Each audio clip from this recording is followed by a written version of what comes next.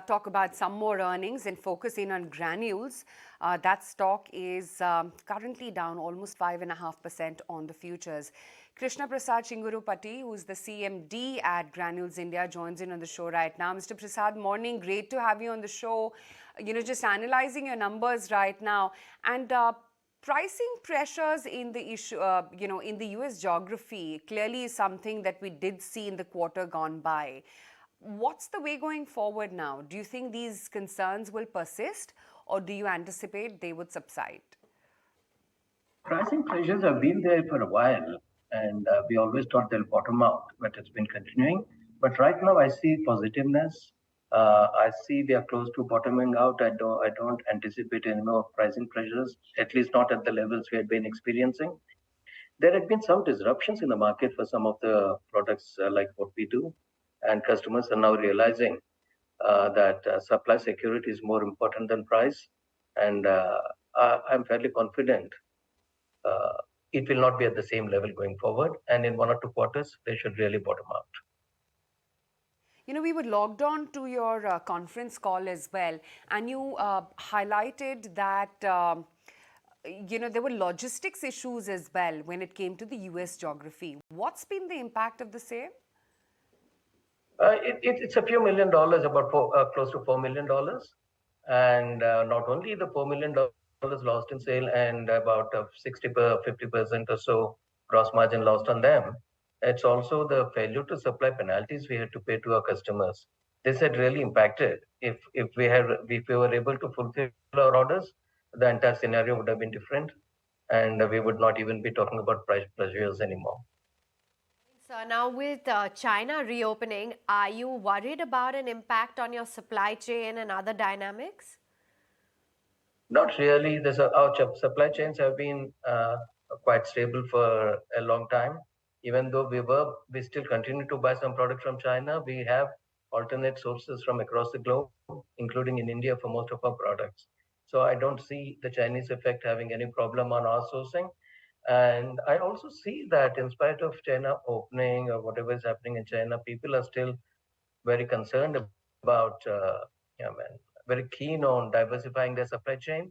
And we actually see a very positive approach from our customers towards us. And I see countries like India will always continue to be preferred compared to the other places. You're confident about that. Now, I'm taking a look at your margins. 20.2% is what you delivered in Q3, and that's largely been led by paracetamol. Can you just talk to us about your robust traction for paracetamol and how you see that growing, and what your outlook is on margins? You'll maintain 20%? Paracetamol, again, is a mix of API, PFI, and FDs. FDs, we make a very decent margin in the finished dosages, and the lowest margin comes from the API. And what we are doing right now is we have expanded some of our paracetamol capacity and still continue to expand it in our existing plants. And we are also moving more towards, we have some new contracts for APIs, and these are moving more towards FDs. Some of the big brand companies are with us today. And as we supply them more and more finished dosages, we see the margins improving. I cannot give you a number, but the numbers vary, and FDs give us decent margins. And again, coming back to paracetamol, it's not only what we are expanding today. We are very, very gung-ho on certain products we do, like paracetamol and metformin. And if you followed our call yesterday, now we are going green. One of our latest passions and the biggest passions, and where we feel we can make a big change to the ecology of the world and build up sustainability, is going green. And we have plans to make green paracetamol and green metformin. And the capacities we are going to set up there, extra capacities are going to be more than 50% of the world requirements. We see a great requirement of these products, and when we have them green, I see the whole world will be waiting to buy from us. In fact, we have already been approached by a few big pharma companies, and we see a possibility of entering into MOUs with them at very early stages. Let's talk a little bit more about that. What we've seen in the quarter gone by, of course, is thanks to the higher paracetamol sales, the US contribution also going up. You're now talking about these key approvals that are in, that you are in touch with leading and global pharmaceutical giants. What can be the contribution? And is this what all you have received a US FDA approval for?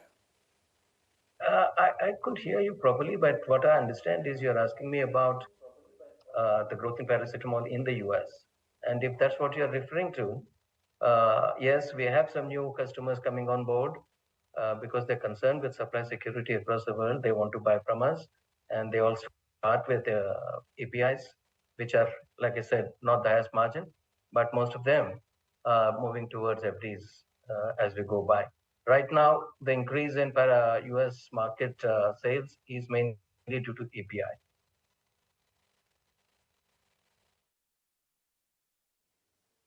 Okay, we're going to leave it at that. What we've seen is margins go up, EBITDA go up, a solid quarter that has come in from Granules. What we've also seen is paracetamol sales in the US go up, revenue contribution from the US go from 43% to 49%. Key approvals in, hearing it from the top management in conversation with leading pharmaceutical companies for new formulations under works.